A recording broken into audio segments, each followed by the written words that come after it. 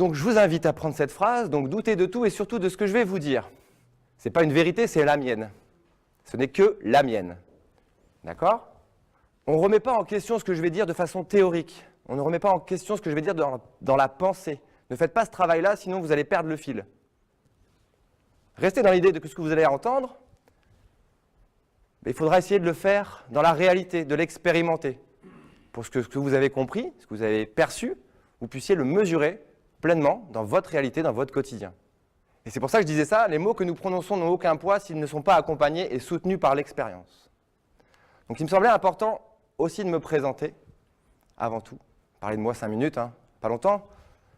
Pour ceux qui voudront, j'ai écrit un bouquin avant de me lancer dans le coaching, qui raconte un petit peu qui je suis, ce que j'ai fait et ce que j'avais envie de faire. D'accord? Sur mon site, il y a mon CV, il y a tout ça. Donc toutes les informations sont là. Donc je vais aller assez vite. J'ai commencé à travailler il y a 12 ans dans l'insertion, l'accompagnement avec des ados en troubles du comportement, dans une école expérimentale avec des psychologues, des pédagogues. Moi, j'étais animateur sportif et j'ai découvert ce monde-là. Je sortais de la fac, tout joyeux, etc. Et je découvre la réalité des problématiques humaines de ces jeunes en troubles du comportement avec voilà, des symptômes, etc. assez particuliers. Et puis, de fil en aiguille, je suis passé dans d'autres univers, dans d'autres environnements, avec d'autres publics, mais toujours dans l'accompagnement, que ce soit avec des jeunes de 6 à 12 ans dans des établissements spécialisés, que ce soit sur un chantier d'insertion avec des salariés en contrat d'avenir, que ce soit dans la formation professionnelle avec des brevets professionnels et des gens aussi en insertion placés par la mission locale. Le sport a été mon outil pendant longtemps, un outil que j'ai utilisé pour transférer les compétences et les capacités dans le monde réel du travail. Et puis, de fil en aiguille, j'ai eu 2 licenciements économiques, je me suis retrouvé chez Pôle emploi, j'ai voulu changer de projet, parce que finalement j'étais déçu du système qui fait qu'on vous donne des financements pour faire des actions qui ont un sens pour vous, et puis finalement un jour vous vous rendez compte qu'on vous les enlève comme ça, parce que la mairie a changé, parce que finalement il n'y avait pas de contrat, parce que finalement...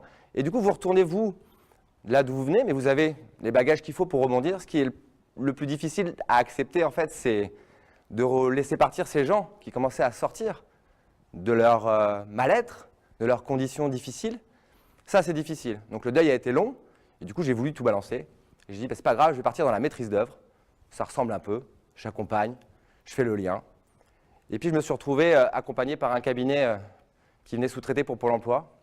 Un gros cabinet sur Paris, une tentacule un peu, truc énorme, commercial, voilà, qui fait de l'argent.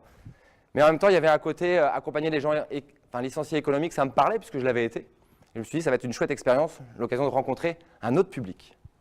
Finalement, vous, en fait, tout à chacun, sans forcément avoir repéré une problématique au préalable. J'ai travaillé 2 ans dans ce cabinet, et au bout de 2 ans, en fait, j'ai dit, ben non, en fait, le système, encore une fois, me met des barrières avec finalement plus de temps à remplir des papiers qu'à être en face à face avec les gens. Donc du coup, j'ai décidé de me poser, de prendre mon chômage, d'écrire ce bouquin, de faire une introspection. Et la grossesse a duré 15 mois, je vous avoue que c'était particulier. Et puis voilà, ça a vu le jour il y a 3 ans. Et je me suis mis à mon compte et aujourd'hui j'accompagne des personnes qui ont envie d'être accompagnées dans un cadre libre. Je n'ai pas de protocole, je n'ai pas de méthode. Je m'adapte à chacun, avec ce que je suis, avec ce que je fais à côté, puisque ce travail d'introspection a débouché sur un travail en profondeur personnelle avec tout un tas de professionnels que j'ai rencontrés et avec lesquels je travaille aujourd'hui, parce qu'on partage des valeurs et tout ce qu'on est pleinement. Voilà qui je suis en gros. J'ai une femme, 2 filles, une maman, enfin, voilà. Mon côté féminin a été très présent toute ma vie et là je commence à travailler mon côté masculin depuis 2-3 ans et je sens que ça me fait du bien. Voilà. Donc voilà qui je suis. J'ai décidé aujourd'hui de ne pas commencer parce que moi j'avais envie de faire, mais plutôt parce que vous auriez envie de choisir. Donc je vous propose des portes d'entrée pour ce moment qu'on va partager. Vous pouvez les lire tranquillement. Le conte de Cendrillon, le féminin et le masculin, les énergies et les capacités, le lâcher-prise, un cœur pour 2 cerveaux et l'histoire de l'évolution. Tous ces portes d'entrée vont amener au même endroit, c'est-à-dire vous, à l'intérieur de vous, à l'intérieur de moi aussi. Je vous rassure, je pars avec vous, faire ce voyage conscient.